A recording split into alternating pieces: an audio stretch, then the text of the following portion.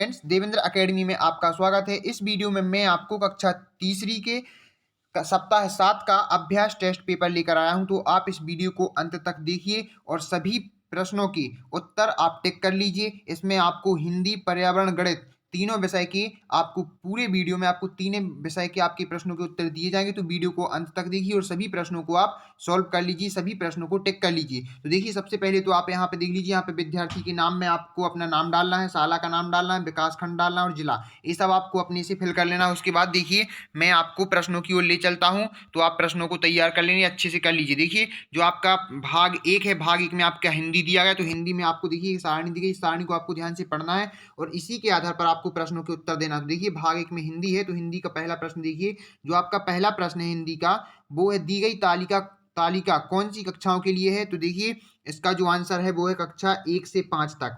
दूसरा देखिए प्रश्न, आपके अनुसार इस विद्यालय में पढ़ते हैं, तो इसका जो आंसर है वो है सी वाला, बालक व बालिका। तीसरा प्रश्न देखिए, बाल कैबिनेट का मुखिया कौन होता है। तो इसका उत्तर है आपका बी वाला, प्रधानमंत्री। इसके बाद चौथा प्रश्न देखिए, चौथा प्रश्न में है, आपके अनुसार दी गई तालिका में सबसे ज्यादा पदाधिकारी कौन सी कक्षा के हैं। तो चौथे का आपका जो उत्तर होगा वो होगा डी, कक्षा 5। अब पांचवा प्रश्न देखिए, बाल कैबिनेट में कुमारी नव्या शिक्षा मंत्री है, तो खेल मंत्री कौन है। तो इसका उत्तर है सी वाला, आकाश।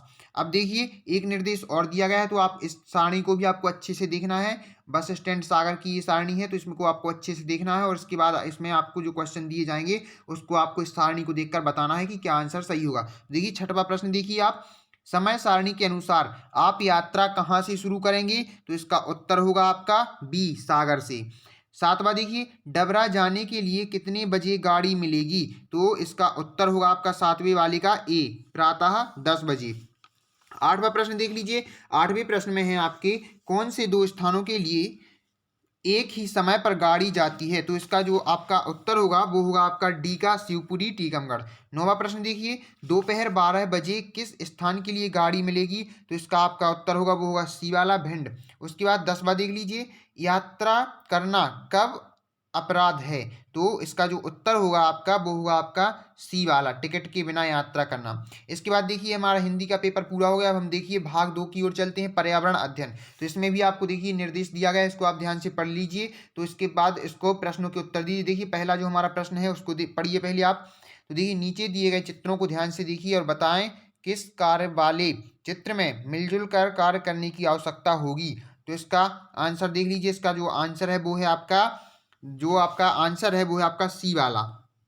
दूसरा प्रश्न देखिए, दूसरा प्रश्न है आपका, दिए गए कार्य समूह में से किस कार्य समूह को करने में अधिक लोगों की आवश्यकता होगी। तो इसका आंसर होगा आपका बी वाला, मकान बनाना, सड़क बनाना, नगर की सफाई करना। तीसरा प्रश्न देखिए, पुराने समय में कपड़े पर कढ़ाई का काम औरतें हाथ से किया करती थीं, वर्तमान समय में जल्दी से यह कार्य करने के लिए आप उपयोग करेंगे। तो इसका आंसर है आपका पहला वाला, ए वाला है, मशीनों का।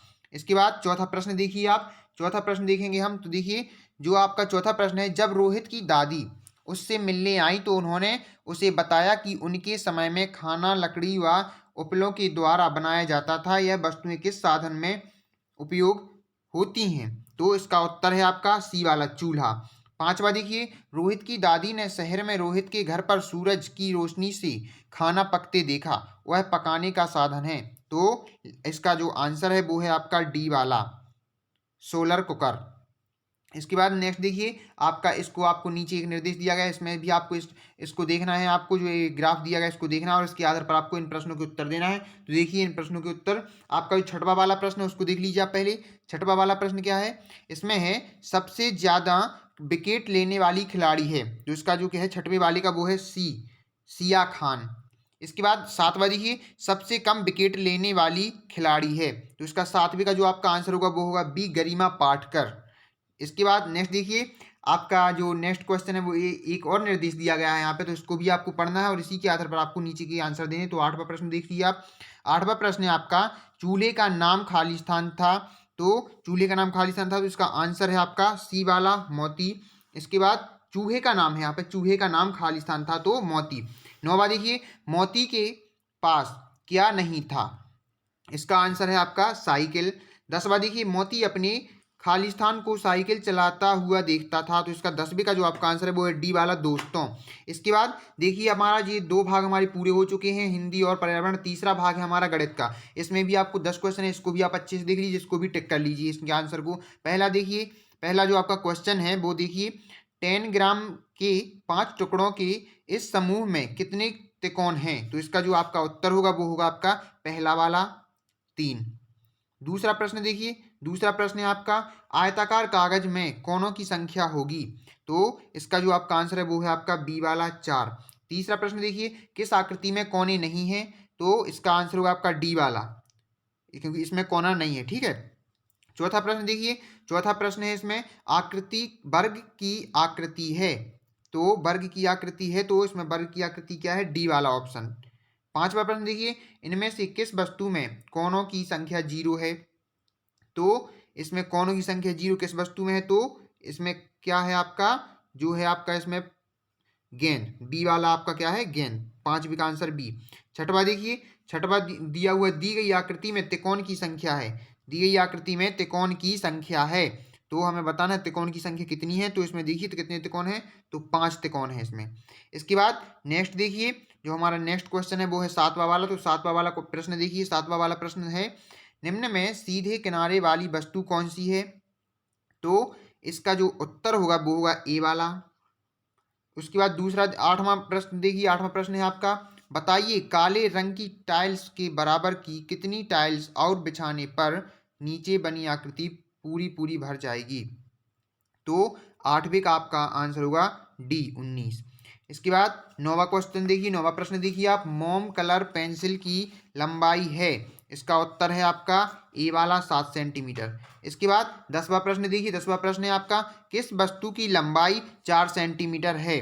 तो इसका जो आपका उत्तर होगा वो होगा आपका पत्ती, 10वें का सी वाला। तो इस प्रकार से आपके सभी क्वेश्चन, सभी प्रश्न, तीनों विषय आपके हो चुके हैं। तो आप देखिए जो तीनों विषय हमने उन प्रश्नों को उत्तर आपको बताए हैं, उन प्रश्नों में आपको क्या करना, जो भी मैंने पहले से मैंने हिंदी का बताया आपको, हिंदी का बताया, पर्यावरण का बताया, गणित का बताया। तो देखिए जैसे मैंने आपको हिंदी का पहला प्रश्न का जो आंसर बताया है, जैसे कि ये बताया है, तो यहाँ पे ये लिख लेना है। दूसरे का, हिंदी के दूसरे का आंसर क्या है?